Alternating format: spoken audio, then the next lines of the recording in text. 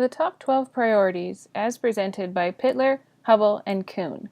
These are basically a handy how-to guide to implementing large-scale technology initiatives for schools. When implemented in their entirety, this can lead to a successful integration of a technological tool and in the long term, truly benefit all stakeholders. So let's begin. The first step is to know what is available. In Maine, they had a surplus and adopted the idea of laptops for all middle school students. As the funds rolled in, they could expand the initiative to high schools. They were successful due to the step-by-step system that they had in place. Treat technology as a tool and not as a curriculum idea. Think differently about teaching, like a guide on the side. Decide to do it, not to pilot it. Concentrate on current curriculum initiatives first. Support teachers as much as possible and make technology a part of teachers' everyday language, which also includes the admin.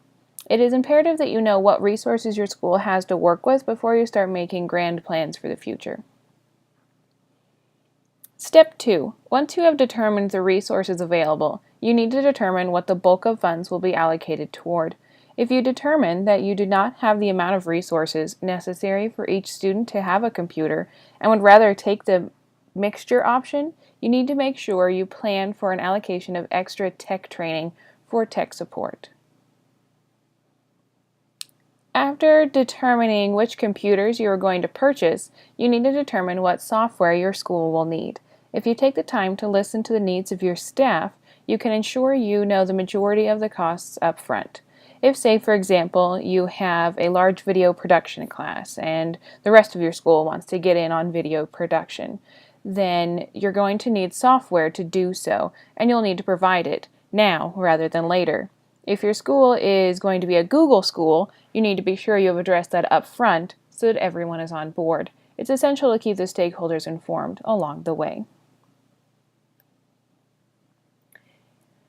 Step 4 is integration. Much like in Maine, do not ask your teachers to simply use technology. Ask them what they were teaching in class, and then come up with ways the new technology can enhance your learning goals. The technology should be there to make learning more accessible and interactive, while still achieving the desired learning outcomes. The curriculum is already set. It's the manner by which we get there that is not. So we need to explore various paths together. Step 5 is professional development. To simply ask your staff to integrate technology with no training would be irresponsible. This is why adequate training in both technology and integration are essential in early phases. Do not simply throw technology at teachers and expect them to do with it what they will, and then get angry if they get confused or aren't sure what to do with it.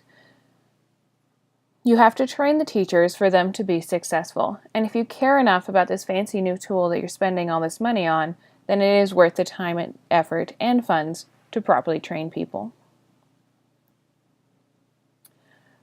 Just as we must constantly assess our students for comprehension, so too must we assess our tools. If they are not doing the job we want them to do, then we must find out why. We need to collect data, complete surveys, track information. Let the data be the thing that drives our decisions, not our emotions that are attached to it. If something needs to be adjusted, we need to find out early before it corrupts the entire system. The next one is student access. This goes back to training and trust in your staff and your students. Students know how to get around proxies, and if you give them enough time, they can get around any of them. So we need to ensure that our lessons are engaging and that teachers are monitoring our students. With that in mind, there are always going to be a few who cause mischief, but that doesn't mean we need to take everything away from all of the students because of a couple of rambunctious kids. Their punishment should fit their crime, and they should be penalized, but not everyone has to suffer. Obsolete software. Our software will become obsolete. It is simply the nature of the beast. We need to make sure that there is a plan in place to address these issues monetarily in the future, and there should be protocol in place that needs to be followed as soon as the program we are using no longer serves its original intended purpose. If our equipment breaks, and it will, There needs to be protocol put in place for work orders to be completed, as well as funds to pay for the repairs. This can take the form of a repair team in-house or a company that we can call in emergencies or an agreement with the manufacturer. Either way, there needs to be a system in place to deal with these issues before they arise.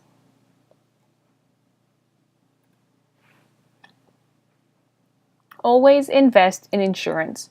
If we do not have the money for the insurance plan, then we need to cut back on something else because we need insurance. It's always a good idea to have insurance, and we need to make sure that we read through the agreement carefully because if we're lucky, it could cover some of the repairs on the aforementioned slide. Wi-Fi. In this ever-growing world, everything is moving to the internet. To properly calculate the amount of bandwidth we probably need, or even get close to covering it for the next couple of years so we don't have to redo it, take the time to imagine the most amount of bandwidth your school could use right now with all internet-seeking devices connected, and then double it. Theoretically, that should be able to last over the next couple of years. Things are going to go wrong. Some people are not going to understand how the tools function even after all the trainings, and as such we need a team in place to address the immediate issues. People can come together, people who can come to a teacher's room or reset something to make it work or magically make anything function.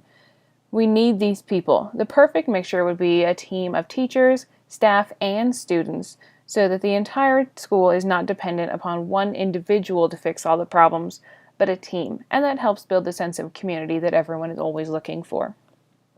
So that's basically the 12 steps for a large-scale initiative, and this page just has the works cited. Thanks so much.